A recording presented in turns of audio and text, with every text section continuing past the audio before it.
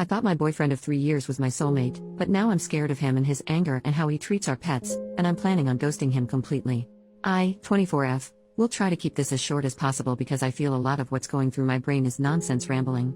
But my boyfriend, 23M, and I met at work nearly 4 years ago. We hit it off right away and formed a really close friendship. We didn't get together until a year later after we went through our own respective breakups. I was so happy after we got together. I felt like I had met my soulmate. He was almost everything I wanted in a man. I started to rethink that in the last month or so. For some context, my boyfriend had kept in contact with his ex even after I made it clear I was uncomfortable with it. After a while I stopped bringing it up because I knew what the answer would be. After a conversation with my sister, I brought it up one more time about 2 months ago. He told me that he had already blocked her.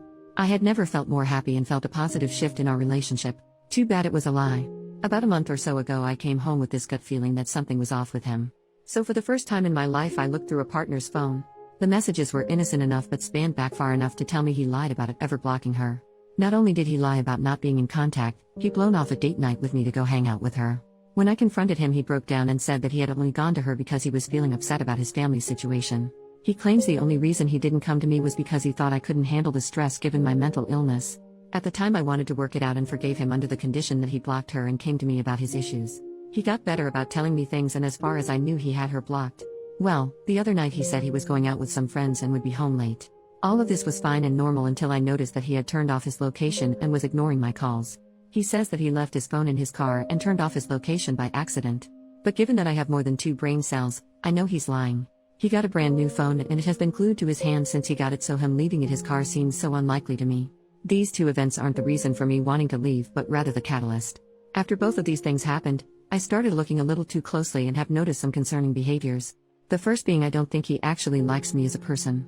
He talks about how much he loves me, but a lot of his compliments are rooted in my appearance. He says he thinks I'm smart, but whenever I say something that he doesn't really agree with, I'm stupid for thinking that. He's constantly telling me how much the gifts he gets me are despite me asking him not to because it makes me feel bad for not being able to afford the same caliber of gift for him. Our sense of humor is rooted in being slightly mean to each other. With that sense of humor, we're bound to hit a small nerve every now and then. When I hit a nerve he tells me and I stop bringing it up, but when I let him know that he made fun of a big insecurity he continues to make the same jokes. To make matters worse, the jokes aren't even that funny. Those are small behaviors I feel can go overlooked, but the following are more serious and have been a big fight between my boyfriend and I. The first one being his anger. No matter the situation, if there is any kind of inconvenience he defaults to anger. Small disagreements escalate to full-blown fights because he gets angry and doesn't let me share my thoughts on the situation. And big fights turn scary. We have only ever gotten into 2 or 3 really big fights, but they have all left me feeling scared of him for a few hours following. Now onto the most serious in my opinion, his treatment of our animals. He came into the relationship with a dog and we just got a new puppy a few months ago. When the dogs chew on something or run up the street after a squirrel or whatever, he hits them. I'm not talking about a pop on the nose, I mean our puppy will scream his head off because my boyfriend is so incredibly mean to him. In an attempt to keep the violence to a minimum, I took over their punishments. It's worked for the most part, but there are moments where he gets to them first and I always feel so guilty. I also brought a cat into this relationship, and even though he hasn't laid a finger on the cat, he makes way too many jokes about hurting him. I know I want to leave, but I'm torn between talking to my boyfriend about it or just packing up and leaving one day while he's at work. Any advice? Super teeny tiny update that doesn't require a brand new post quite yet. I'm speaking with my supervisor tomorrow to see if I can get a realistic timeline of when I can leave. I know I can technically leave whenever, but I really love my job and want to make sure that the person taking over my position is completely set. After that has been settled, I just need to wait until move-out day. I also wanted to clear up some of the comments saying that I am controlling for having his location. We have had each other's location for almost as long as we have been living together. It's always been for safety purposes. I don't sit on my phone all night watching where his pin is moving across the map. When either of us go out, we send each other like some kind of text to let the other know that they're okay. I sent a few texts while I was stuck in traffic and just kind of complaining to him, and then a few hours later I sent him a text just checking in and looking for that like quick thumbs up to let me know that he was alive. I didn't get any response. I got worried because that is not a common behavior for him, so I looked at his location to make sure that he wasn't in a ditch somewhere. Keeping with the same theme of me being controlling. I didn't like that he was talking to his ex and had asked him to block her a few times. I would not give a damn if they were friends if either of them were being respectful to our relationship. Before I resorted to blocking, I had asked him to set up some ground rules and boundaries with her about what their friendship would look like given their past. He did not do this, and she was openly flirting with him and doing things to get him to notice her. She also likes to call back to back to back, like close to 15 calls within 2 minutes, when she knows we're together. So given that neither one of them respected our relationship when they started their friendship, I feel completely justified asking him to block her. If you think that makes me controlling or some heinous monster, I just don't care. Additional information from OP on how she reacts to her boyfriend's behaviors towards animals. OP, hi, love the enthusiasm, but as this is my reality, I'm not asking whether or not you like the choices I've made.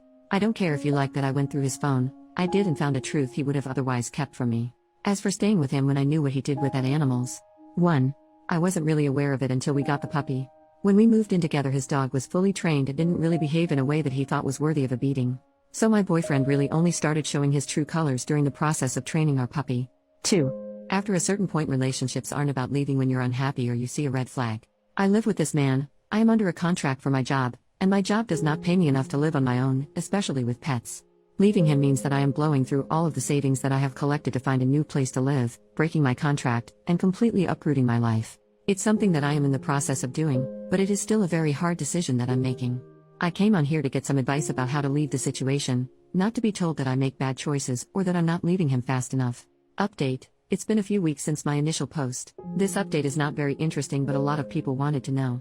At the end of my last post, I had settled on leaving with my pets and was just waiting on move-out day. Move-out day came quicker than expected. Nothing escalated to a dangerous degree, but his behavior changed a lot. Suddenly he was being so incredibly sweet and was talking a lot about commitment. During our last conversation, he was ready to go down to the courthouse and get married right that second. I'm not sure if this is what love bombing is or if it was just him being desperate because he sensed I was pulling away. After that conversation, I knew if I stayed, nothing good would come out of it. So, I called my family to come help me move out after he left for work. I was able to get out safely with my cat and puppy. I wound up sending a message kind of explaining why I left and asking him to never contact me again before blocking him on everything. So far, he's only tried to call me from a different number once. If he continues to reach out, I plan to talk to local law enforcement to see if a restraining order is possible. I'm not a fan of how everything ended, but I am glad to be out of that situation and somewhere safe where I can learn who I am outside of him. Relevant comment: OP should get a restraining order against her ex so he can't come near her. OP, in my state you can't get a restraining order unless there is a proven history of violence or stalking. So a restraining order won't be likely unless he finds me. Yes, we live together and I feel like it would be different if I was still in the area where we lived. However, I wound up moving to the other side of our state. So in order for him to come find me in person, he would have to drive hours.